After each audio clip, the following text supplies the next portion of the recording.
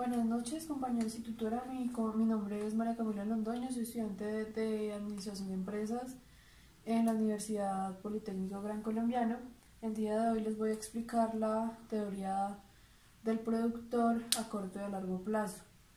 Voy a empezar con el corto plazo y para explicar la teoría del corto plazo escogí una empresa que se dedica a la confección y comercialización de dotaciones.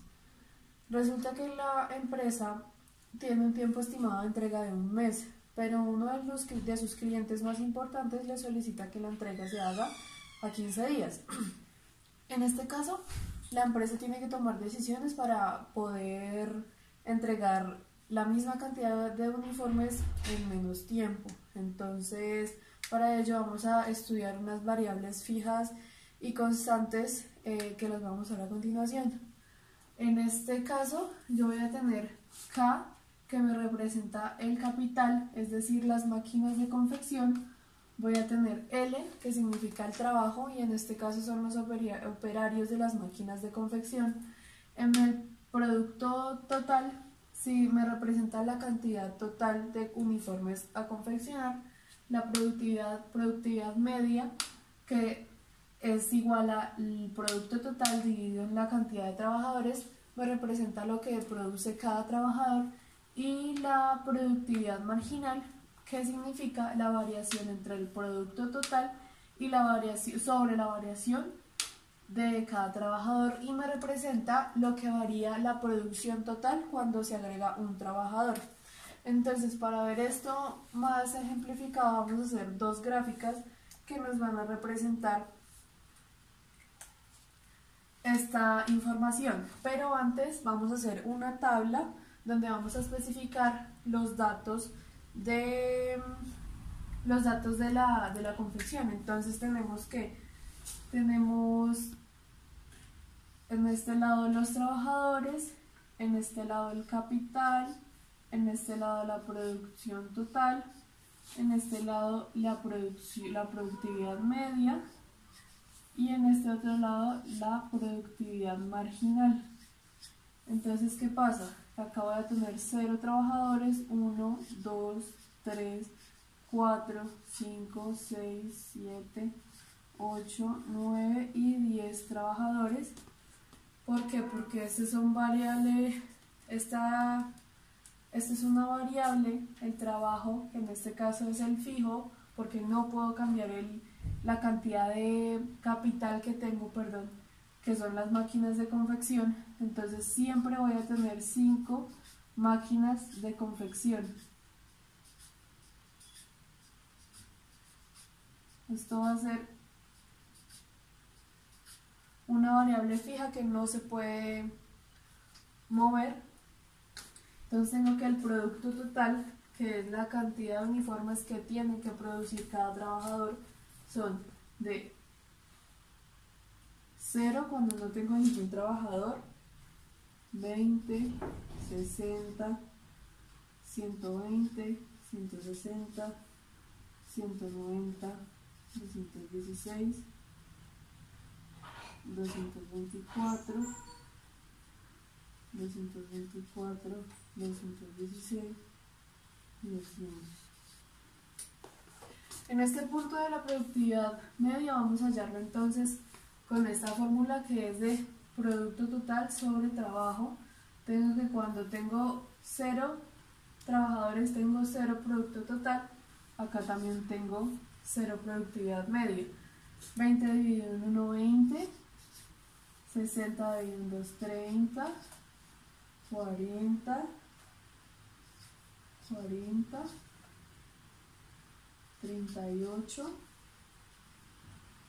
36, 32, 28, 24 y 20 en total. Ahora, para la productividad marginal, tengo que es la variación de producto total sobre la variación de L. Para ello, pues, hacemos una resta de este producto total menos este producto total sobre esta cantidad de trabajo menos esta cantidad de trabajo. ¿Qué pasa? Que 20 menos 0, 20, 1 menos 0, 1, 20 menos 1, 20. Tengo acá que es 0 y acá que es 20. acá 60 menos 20, 40, 2 menos 1, 1, 41, 1, 40. Acá tengo que 120 menos 60, 60, dividido en 1, 60. Y así sucesivamente hasta abajo. 40, 30, 26, 8, 0, menos 8, menos 16. Entonces, para explicarlo plasmado en la tabla, vamos a hacer dos gráficas, una que representa la utilidad, la productividad total, y otra que representa la productividad marginal. Para la gráfica, las características de la gráfica de la productividad total son que es una curva que empieza creciendo y termina decreciendo. ¿Por qué? Porque en la productividad total vemos que va aumentando hasta tal punto y desde cierto punto empieza a devolverse. Por eso es una curva creciente, decreciente a la vez. Vamos a dividir dos puntos en esta gráfica, uno que es A en este punto y en este punto que es B. Esta curva entonces sabemos que representa la utilidad total. En la gráfica de la productividad total, perdón, en la gráfica de la productividad marginal tenemos que es una curva igualmente creciente decreciente. Entonces empieza por aquí, esta curva alcanza este y baja por acá. Entonces tenemos que esta curva se representa así igualmente porque va creciendo en una medida muy cortica y a las 3 unidades empieza a bajar hasta el punto de volverse negativa. A este punto le vamos a llamar A y a este punto le vamos a llamar B. Sabemos que esta es la productividad marginal. Dentro de esta misma gráfica cabe otra, que sería la gráfica de la productividad media, siendo esta gráfica así. Esta es la gráfica de la productividad media, que significa pues lo que produce igualmente cada trabajador. Vemos que esta gráfica es constante, sube hasta tal punto y en ese punto decrece. A este punto le vamos a llamar C. ¿Qué significan cada uno de estos puntos? Tanto este A como este A, este B como este E y esta C solita. Entonces, el punto A representa el punto máximo de la productividad marginal. Cuando yo estoy en este punto de la producción total, la productividad total, la productividad marginal está en su máxima expresión. ¿Qué significa el punto B? El punto B significa el punto máximo de la productividad total y a su vez cuando la productividad marginal llega a 0 y a partir de ahí empieza a decrecer. ¿Qué significa el punto C? El punto C representa el punto máximo de la productividad media. Y a su vez significa el punto de corte entre la curva de la productividad marginal y de la productividad media. Cuando estas dos líneas se cruzan, se intersectan, este punto representa el punto máximo de la productividad media. Entonces aquí vemos un concepto muy importante que se llama la ley de rendimientos marginales decrecientes. ¿Qué significa? Que a partir del punto máximo de producción marginal, es decir, del punto A partir del punto A, cada trabajador que yo le incorpore a esta lista me va a producir mayor cantidad de producción total, pero me va a empezar a generar menor productividad marginal. ¿Por qué? Porque yo ya estoy agregando mucho trabajo sobre un mismo capital fijo. Van a haber muchos trabajadores trabajando sobre el mismo capital fijo y esto me va a producir menor cantidad de productividad marginal. Entonces, Si se siguen añadiendo trabajadores, digamos en este punto, se siguen añadiendo trabajadores y en este punto se siguen añadiendo trabajadores, ¿qué pasa? Que definitivamente la producción total va a empezar a decrecer y la productividad marginal se va a volver negativa, es decir, ya no me va a generar ninguna productividad marginal porque ya tengo demasiados trabajadores trabajando o elaborando confecciones sobre una misma máquina. Entonces, ¿qué pasa con esta curva? Con esta curva. Me dice que cuando esta curva de productividad media está por debajo de la línea de la curva de la productividad marginal, esta está en constante crecimiento. A partir del punto de intersección, cuando la curva de productividad media está por fuera de la curva de productividad marginal, esta curva empieza a decrecer. Es decir, que son como proporcionales lo que me produce cada trabajador a lo que me produce la productividad marginal. Y eso es todo por la teoría del productor a corto plazo. Entonces vamos a explicar la teoría del productor a largo plazo. En esta teoría existen hay tres clasificaciones que son las isocuantas, las isocostos y las isoclinas. Vamos a empezar por las isocuantas. Entonces, ¿qué son las isocuantas? Las isocuantas son similares a las curvas de indiferencias presentadas en la teoría del consumidor. Es decir, que las isocuantas son unas curvas que representan la cantidad de combinaciones entre cantidad de trabajo y cantidad de capital que se pueden presentar en un mismo nivel de producción. Algo importante de largo plazo es que todos los insumos son variables. Entonces, ¿qué pasa? Aplicado al ejemplo de la empresa de confecciones, resulta que ese mismo cliente importante aumentó la cantidad de uniformes solicitados, pero ahora los quiere un año.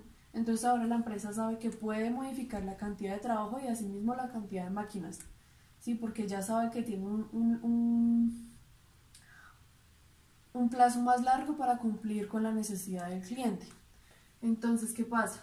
Entonces, volviendo a las isocuantas, me representan entonces cuántas combinaciones puedo hacer yo de trabajo y capital para generar el mismo nivel de satisfacción del cliente. Entonces yo tengo trabajo, tengo capital, tengo trabajo, y estas son las curvas que me representan las combinaciones de la producción que yo puedo hacer. Entonces acá tengo que el producto total 1 es igual a 100, producto total 2 es igual a 200, producto total 3 es igual a 300. Entonces, ¿qué pasa? Acá puedo tener un punto A, acá puedo tener un punto B. Cualquiera de estos dos puntos, donde esté yo situado, consumiendo, digamos, 5 unidades de capital y 10 unidades de trabajo, y acá consumiendo 2, y acá consumiendo 1, y digamos yo acá en este punto estoy consumiendo 2 unidades de trabajo de capital y 10 unidades de trabajo, voy a producir los mismos 100. Si yo en este punto estoy consumiendo 5 unidades de trabajo de capital y 1 unidad de trabajo, estoy produciendo los mismos 100, porque cualquier punto ubicado dentro de esta curva me va a representar los mismos 100 uniformes confeccionados. Igual dentro de esta, acá yo ubico otro punto, acá otro punto, que me representa lo mismo. Acá o acá me van a dar 200 unidades del producto total. Igualmente acá, en estos dos puntos, cualquiera de estos dos puntos me van a dar lo mismo, pero obviamente utilizando factores diferentes. Entonces, ¿cuáles son las características de estas gráficas isocuantas? Entonces, que entre más alejada sea la isocuanta del origen, más producto total me genera. Entonces, ¿qué pasa? Que en esta última isocuanta es la que más producto me va a generar, porque es la que está más alejada del punto de origen. Si podemos ver, esta isocuanta me genera 300 unidades de producción, a diferencia de la primera que está más cerca y me genera 100. Entonces, asimismo, pues tengo combinaciones infinitas. Yo puedo hacer la cantidad de isocuantas infinitas que yo quiera hacer. Tengo siempre una pendiente negativa, es decir, que la curva va hacia abajo. No se cortan ni se cruzan y son convexas al origen, nunca son cóncavas, es decir, que tienen esta barriguita hacia el lado izquierdo. ¿Listo? Entonces, en este punto tenemos un concepto que se llama la relación marginal de sustitución técnica y consiste en cuánto capital estoy dispuesto a renunciar por tener una unidad adicional de trabajo. Entonces, digamos, vamos a tomar, por ejemplo, esta misma isocuanta. Vamos a tenerla, por ejemplo. Entonces, ¿cuál es la fórmula para hallar la relación marginal de sustitución técnica? Es igual a la variación de K dividido en la variación de L. Es decir, la variación de trabajo de capital sobre la variación de trabajo. Entonces, ¿qué pasa acá en este punto? ¿Cuántas unidades estoy renunciando yo de K para tener una unidad de trabajo? Acá puedo mirar. Tengo entonces 5, 4, 3, 2, 1 de capital y acá tengo 10 de trabajo. Si nos ubicamos en este punto, yo estoy consumiendo 2 unidades de trabajo y 6 de capital. Entonces, ¿qué pasa cuando yo quiero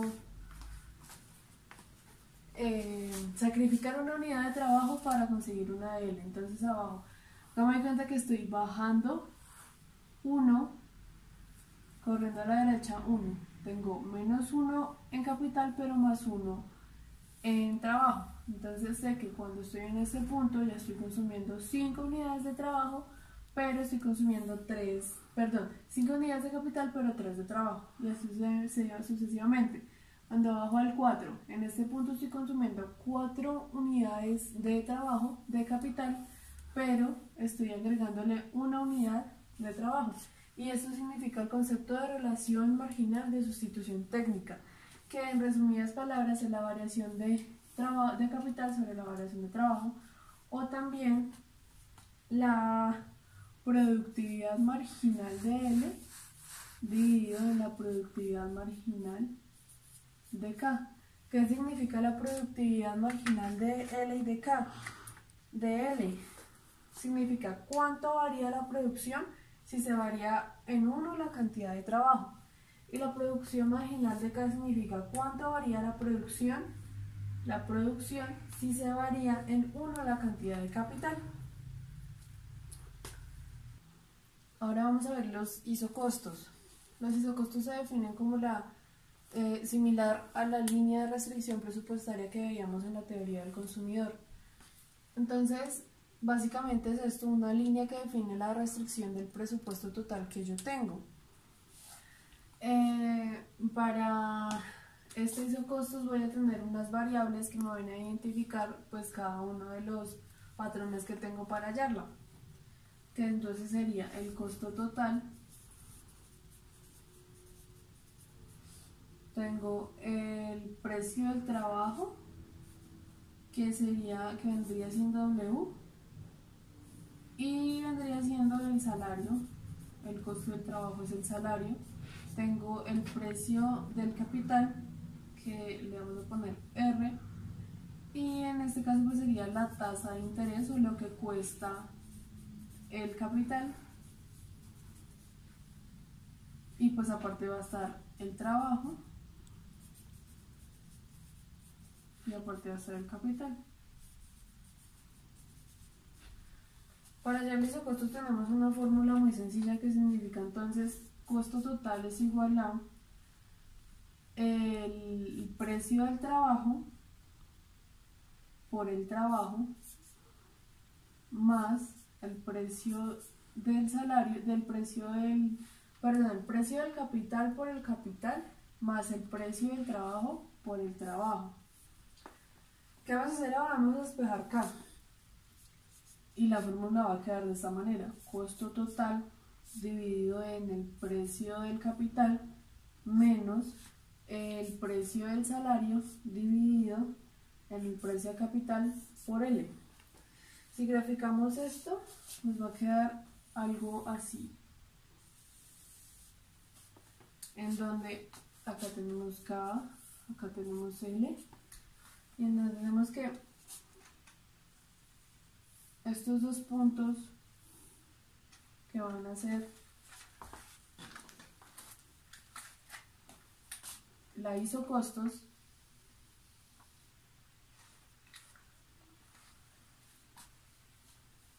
tenemos que el costo total dividido en R va a representar la pendiente,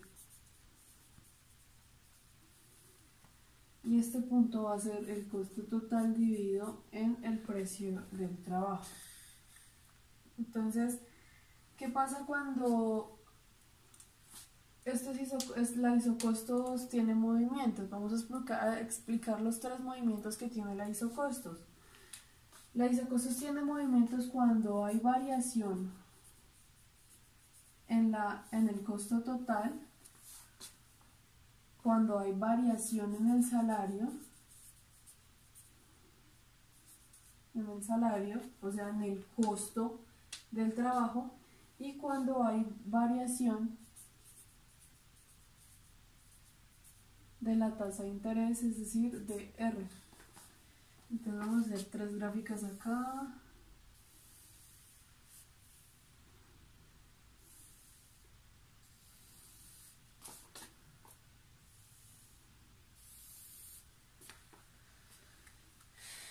Entonces, ¿qué pasa cuando hay variación del costo total?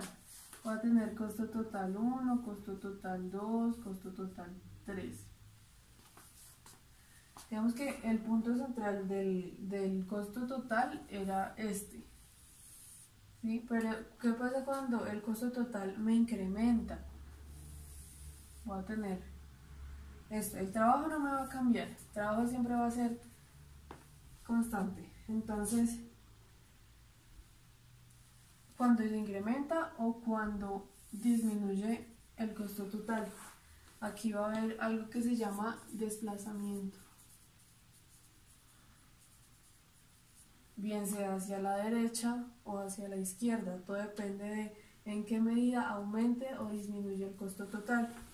Cuando tengo una variación en el salario, tengo que simplemente el costo total dividido en R se queda quieto y se queda constante, y la que varía es el salario. Entonces tengo W1, W2, W3, LK. Se queda quieto, se queda constante, y el que varía es el salario. Voy a tener algo llamado giro. El giro es hacia la izquierda o hacia la derecha, dependiendo de la variación del salario. Y cuando varía el valor del capital, entonces va a ser este que va a ser constante, este eje que va a ser constante, que es costo total sobre W sobre el salario, y este eje es el que va a variar.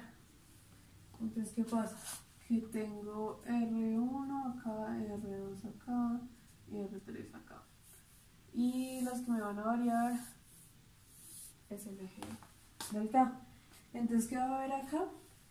Acá va a haber algo que se llama una variación de la ordenada de origen y de la pendiente. Vemos que la ordenada de origen era costo total sobre R, y en efecto eso va a ser lo que me va a cambiar acá, y eso se va a representar una variación. Ahora vamos a ver las isoclinas. Las isoclinas consisten en una combinación entre las isocostos y las isocuantas con tres características. Las tres características son maximizar la producción sujetos a un nivel de costos y minimizar los costos sujetos a un nivel de producción. Estos dos con el objetivo de hallar el punto de máximo equilibrio entre cada una. Entonces, ¿qué pasa? Cuando vamos a maximizar la producción sujeta a un nivel de costos, entonces tenemos una gráfica tenemos una gráfica donde acá está L. Tenemos una isocostos definida.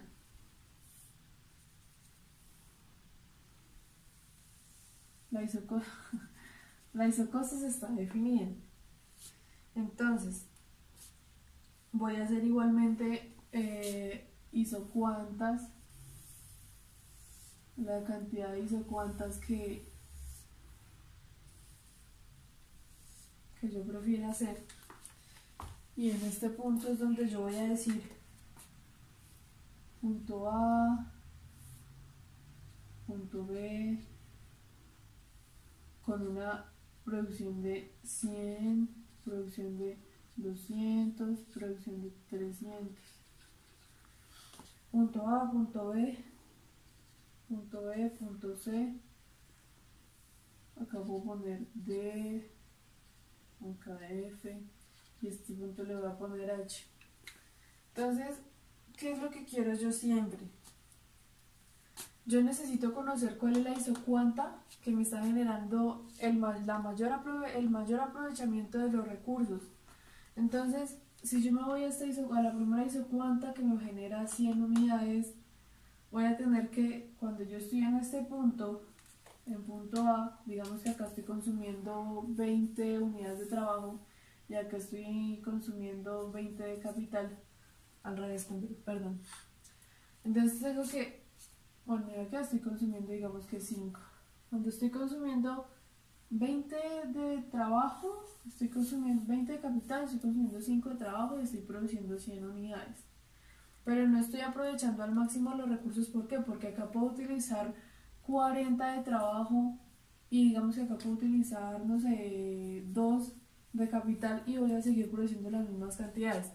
Pero en este punto yo puedo utilizar, digamos, 8 unidades de trabajo y 2 de capital. Es decir que acá en este punto estaría medio aprovechando todos los recursos.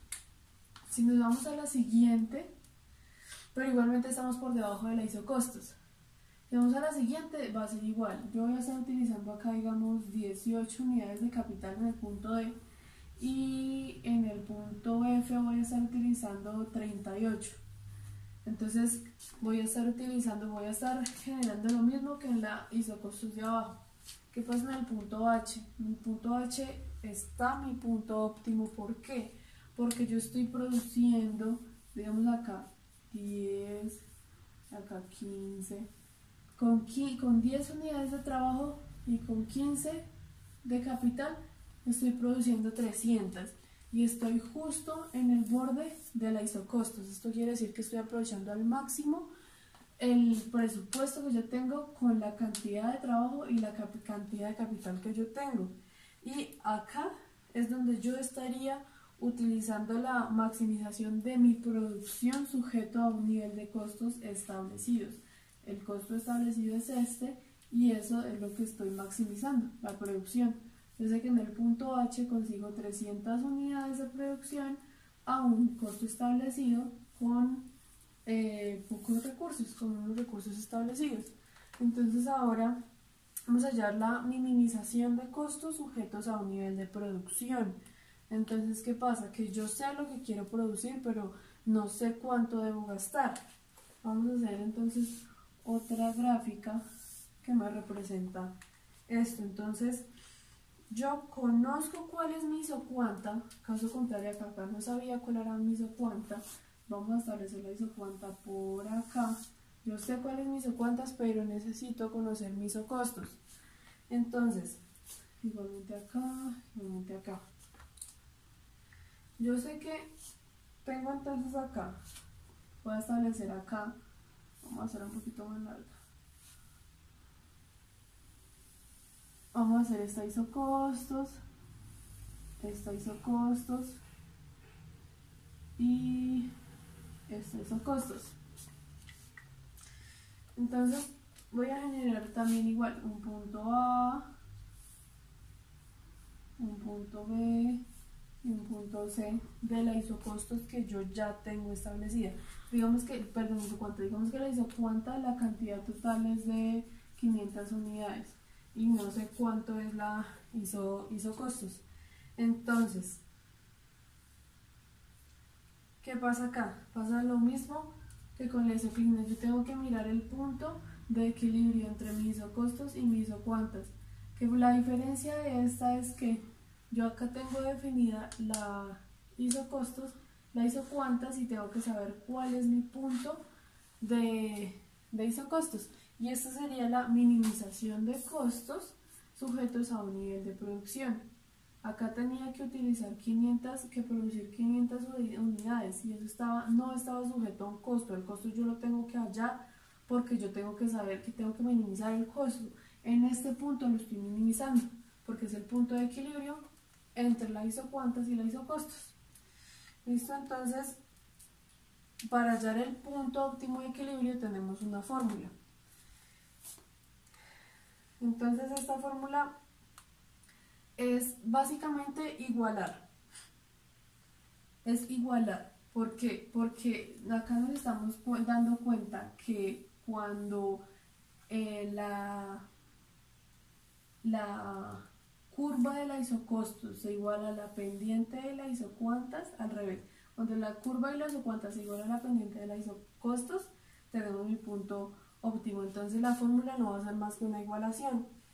Entonces, ¿qué pasa? Que en la